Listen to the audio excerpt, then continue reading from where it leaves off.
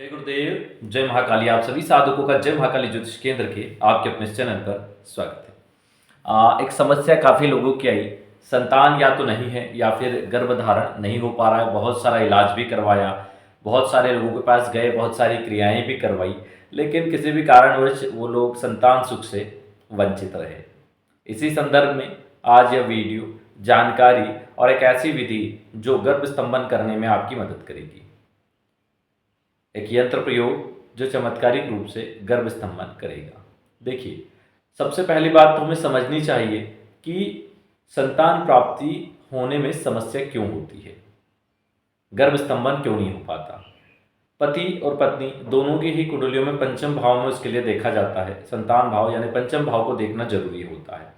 क्या पंचम भाव के ऊपर सूर्य की दृष्टि पड़ रही है तो भी एक संतान के बाद दिक्कत आती है। अगर वहाँ पर नीच राशि में मान लीजिए कि आपके पंचम भाव का स्वामी कोई भी ग्रह है, चंद्रमा है, वो नीच राशि का है और कहीं भी बैठा हुआ है तो भी समस्या आएगी।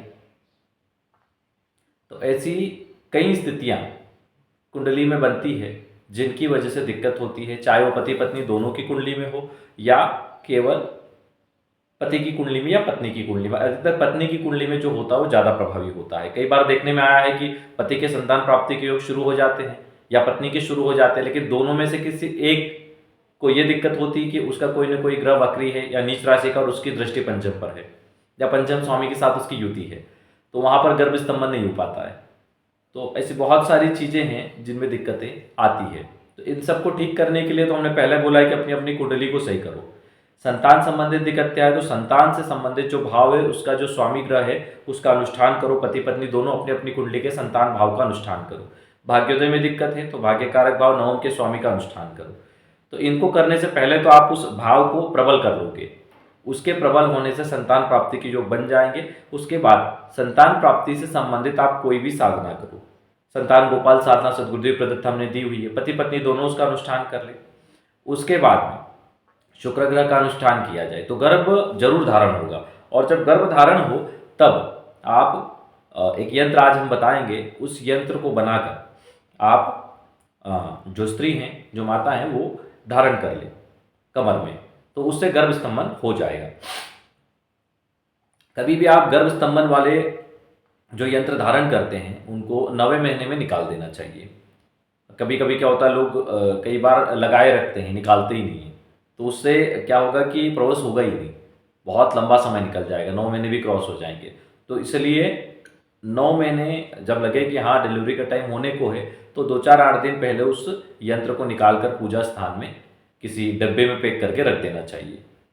वो हमेशा काम में आएगा और अन्य समय में भी काम में आएगा या किसी और के काम में भी उस यंत्र को लिया जा सकता है। कोई दिक्कत वाली बात नहीं, या तो आप विसर्जित भी कर सकते हैं। तो इस प्रकार गर्भ स्तंभन यंत्र का प्रयोग किया जाता है। अब इसको बनाने की विधि क्या है, कब बनाया जाए, तो गर्भ स्तंभन जो यंत्र है या गर्भ धारण जो यंत्र है, दोनों अलग अलग होते हैं।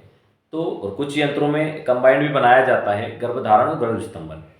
तो इसके लिए सोमवार का दिन सही है। सोमवार को शुक्ल पक्ष हो, उजाली का समय हो यानी शुक्ल पक्ष, तब सोमवार के रोज आप इस यंत्र का निर्माण करें। कुमकुम का प्रयोग करें और जो अनार के पौधे की लकड़ी होती है उसको पतला सा छील के आर से ब्रश के सही जैसे बना ले, थोड़ा सा छील दे तो उससे अच्छे से यंत्र बन जाएगा। तो उससे आप यंत्र निर्माण करें, या फिर जैसे छिलते नहीं आ रहा तो उसको थोड़ा सा रख के कुछ पत्थर से ठोक दे तो वो दब जाएगा, तो ब्रश के टाइप हो जाएगा, तो आपको बनाने में आसानी होगी।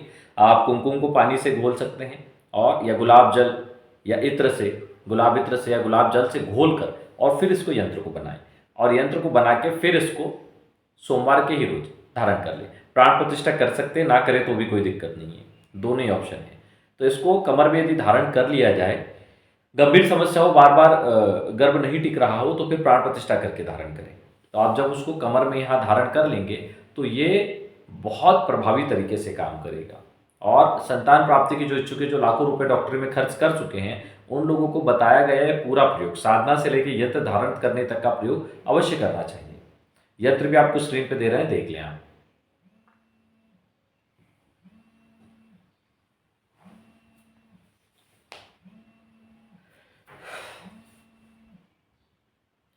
यह यंत्र है,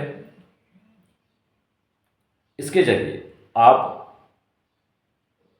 गर्भ स्तंभन कर सकते हैं, जिससे कि एक योग्य संतान की प्राप्ति हो। चलिए, जय गुरुदेव, जय महाकाली।